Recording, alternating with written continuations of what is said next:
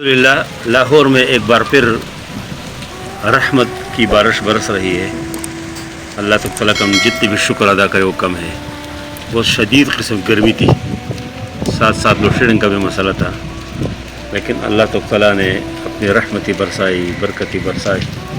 خصوصی بارش برس رہی ہے، عصر کی نماز سے پہلے سے شروع ہے، عصر کی نماز بھی ہو گئی، اور ابھی عصر کی نماز کے بعد بھی اس وقت جامع مرکز اسلامیہ کی جو مسجد ہے اور اس کے سامنے جو پارک ہے وہ آپ کو نظر آ رہا ہے۔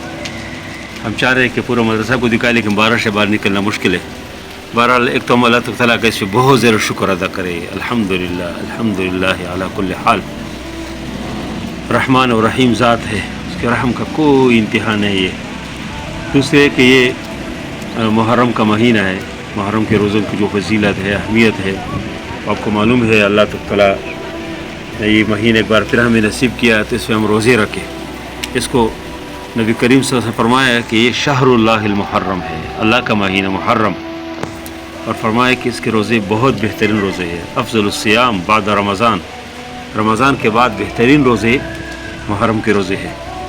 اور نبی کریم صلی اللہ علیہ وسلم نے فرمایا کہ صیام یوم عاشورہ، عاشورہ کی جو روزے ہے، یعنی عاشورہ 9، 10 یا 10 محرم کی جو روزے ہے، فرمایا کہ یہ روزے فرمایا کہ احتسب علی اللہ ایکفر السنۃ التی قبلہ، فرمایا کہ میں اللہ تعالیٰ سے امید رکھتا ہوں، قوی امید رکھتا ہوں کہ اللہ تعالیٰ اس کے ذریعے سے ایک سال گزشتہ کی گناہ اللہ معاف کریں گے۔ کتنی بڑی سعادت کی بات ہے۔ اور ایک روایت میں یہ بھی ہے کہ محرم کے ہر دن کے روزے کے بکل یومن 30 یومن، ہر دن کے بدلے میں وہ ہے کہ 30 دن کے روزوں کا اجر ہے۔ تو بہت بہترین موقع اللہ نے دیا ہے، بہترین موسم ہے۔ 9 اور 10 محرم یا 10 اور 11 کو روزے رکھے۔ ویسے تو عاشورہ 10 محرم کہتے ہیں۔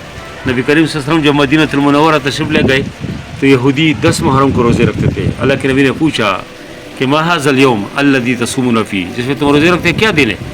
اس نے کہا ھذا یوم عظیم، ہے تو بہت بڑا دن ہے۔ انجی اللہ فیہ موسیٰ وقومہ، اللہ نے موسیٰ علیہ السلام اس قوم کو نجات دی۔ وغرق فرعون قومہ، فرعون اس کی قوم کو اللہ نے تباہ کی۔ فصامہ موسیٰ، موسیٰ علیہ السلام نے روزے رکھے اس کے شکریہ کے طور پر۔ فنحن نصوم، ہم بھی رکھتے۔ نبی کریم صلی اللہ علیہ وسلم نے فرمایا کہ فنحن حق و اولی بموسیٰ منکم، ہم زیادہ حقدار ہیں کہ ہم بھی روزے رکھیں۔ اور پھر نبی کریم صلی اللہ علیہ وسلم نے فرمایا کہ یہودیوں سے مخالفت کرو، یہودی تو 10 دن کو رکھتے، 10 محرم کو رکھتے، تم 2 دن رکھو، 9 یا 10 یا 10 اور 11۔ اور نبی کریم سے فرمایا کہ اگر لئن بقیت الی قابل لاصومن التاسع، فرمایا اگر آئندہ سال اللہ نے مجھے زندگی دی تو میں 9 محرم کو بھی روزے رکھوں گا 10 کے ساتھ۔ تو بہرحال یہودیوں کے ساتھ مشابہت بھی نہیں ہونا چاہیے۔ آج کل تو خیر ویسے یہودی روزے نہیں رکھتے، لیکن اس حدیث سے معلوم ہوتے ہے کہ یہودیوں کی مشابہت سے بچنا چاہیے، اور جتنی ممکن ہو آدمی عمل میں، عبادات میں، جو چیزیں ہیں اس میں، رسم و رواج میں، اس میں آدمی اس سے دور رہ جائے، اس سے بہت خیر ہے۔ تو ہم کوشش کریں کہ 9 اور 10 محرم کو 10 اور 11 میں روزے رکھیں، اور بہترین موسم اللہ نے ہمارے لیے بنایا، نہ پیاس ہے، نہ بھوک ہے، نہ کچھ بھی نہیں ہے۔ اللہ ہم سب کو توفیق عطا فرمائے۔